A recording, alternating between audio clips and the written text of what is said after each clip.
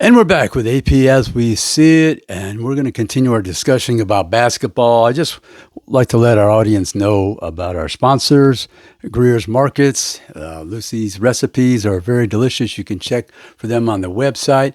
There's 29 locations of Greer's Markets in Alabama, Florida, and Mississippi. They have the coloring contest each month for the children. They have the groceries to go if you can't make it down to one of their sites in the 3 states, 29 locations. They'll deliver to your home, your office, your venue, family football and friends. And now with this SEC basketball, I know people are gathering to watch these important games on the weekends as well. And then the upcoming NCAA tournament, by the way, I'll be in San Antonio to cover the Final Four this year again. But we want to make people aware that Greer's got it. They guarantee it. We also want to mention Wind Creek in Alabama. There's 3 locations, Atmore, Montgomery, and Wetumpka. That's Wind Creek, Atmore, Wind Creek, Montgomery, and Wind Creek, Wetumpka.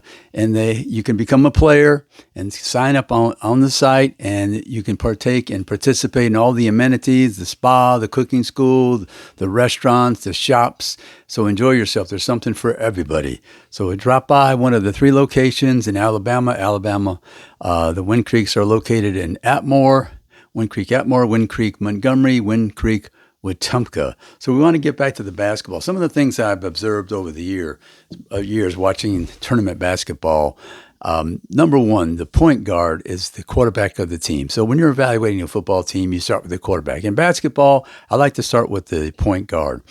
Are they minimizing the turnovers? Are they distributing the ball to the scorers? Are they taking care of each possession? And are they executing the schemes and the instructions from the coaching staff to make the team have a chance to win ball games? So you start with that point guard, and then the other thing you're looking at is the free throws. And I mean through the entire game. I don't just mean at the end. The free throws at the end are definitely important, of course, but all free throws, you're given that opportunity to score, and you're at the free throw line by yourself. And I always said that you can practice 1,000 shots, but if your release is incorrect, you're practicing the incorrect release, and you're not going to get results. It all depends on the release. If you have that technique when you're shooting the free throw, you don't need 1,000 shots. You can take 100. I mean, it's fine, but it's the release. The release on the free throws, and you're trying to make those free throws at the end. They're so critical in a tight ball game, but they all count from the first minute to the last minute. So free throws is critical for a basketball team to continue their winning ways. Defensive stops. Are you able to make defensive stops not only through the game, but at the end of the game when it counts? The last 2 minutes, possession by possession, a lot of times this happens. Can you make some critical stops with your defense? Now, also, are your top scorers at the end of the season, are they confident, and are they receiving the basketball from the point guard? That's very, very important. Your top scorers must continue to put double figures on the board. In all these tournament games, you only get one chance. It's one game elimination. So your top scorers must be confident. You must get them the ball in the right place, call the right plays, and make sure they're getting the basketball so they can score. One thing I always like to look for in a basketball team are your role players. Are the roles established? Do they understand what they're called upon when they're inserted into the game? If they're a rebounder, are they getting rebounds every game? If they're a scorer, are they given the opportunity to shoot the threes, drive to the basket, and inject some life into for the offense? Your defenders from off the bench, are they able to get into the game and get a stop or two against the other team's top scorers? But the role players, are they all satisfied? Are they all coming together to execute the plan for each individual role that they've been established to execute? Also, we want to look at the substitution pattern. As the coach, do you understand your team? Are you putting players in at the right time? Because that's so important for a coach. Does he understand his team fully? And is he able to, has he developed his bench, and has he established a pattern with his substitution that every player understands? All right, get ready. I'm going in at the 5-minute mark or whatever it may be. But has the coach has he taken command of the substitution, whether it's the head coach or the assistant? Somebody on that staff understands which player should be inserted into the game and when, because that can win you ball games, especially if you have a shooter that's off that night. Do you take him out of the game quickly and put in somebody that you're counting on to make some shots? That's all part of coaching. And when you get into these ball games, you're exposed, and you're making the right call with your timeouts and all the other things, and the plays that you called, and the people you are counting on to score. You're going into the post. Are you leaving for your perimeter players? Or do you wanting someone to drive to the basket? So coaching is very important when you get to these tournament games. But like I said, it starts with the point guard, who is the quarterback of the team. They have to have minimal turnovers. They have to be able to make their free throws. And I think the point guard needs to be able to make an outside shot, so the defense can't slough off to the middle and block all the people from driving to the goal. So your point guard is critically important. And then the number one thing for me is always, when I discuss basketball, put the ball in the basket. That's the name of the game. You could play poorly on defense, but if you're scoring, the other team has to chase you.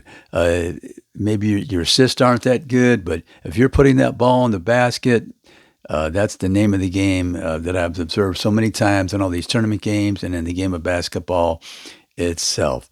But we'd like to let people know that like I said, we're going to be at the Final Four, and we covered it last year. We had Alabama was in there representing the SEC, and like I said, I'd like to see a minimum of 2 teams from the SEC in that Final Four.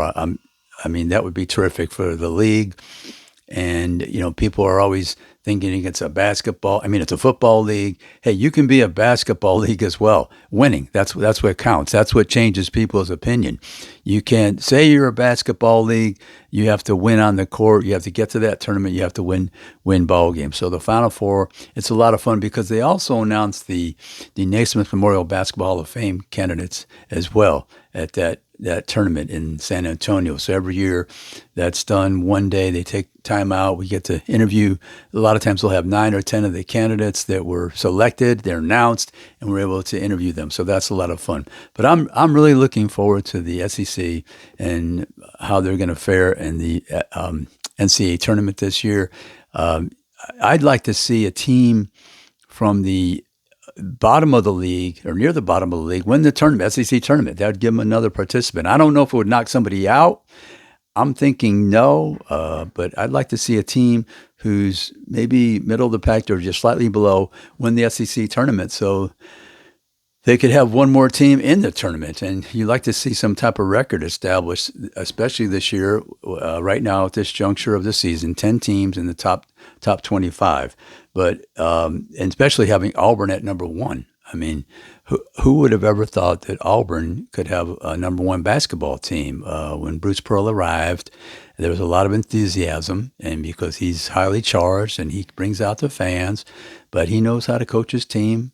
He knows how to play with intensity every game. I've really never watched too many Bruce Pearl teams, and I've seen them win the tournament in Nashville. I've never seen his teams not play with 100% intensity and effort, and that's won him quite a few games. And then he seems to give his offensive players freedom in the range to take shots. And the same thing with Nate Oates. Of course, his system is, shooting the 3-pointer and driving to the basket. He's a mathematician, and that's his philosophy, and it's worked well. The only thing about Alabama I always question is if one half you're shooting, let's say one for 16 from the 3-point line, 2 for 20 from the 3-point line, and I know he must have this stat.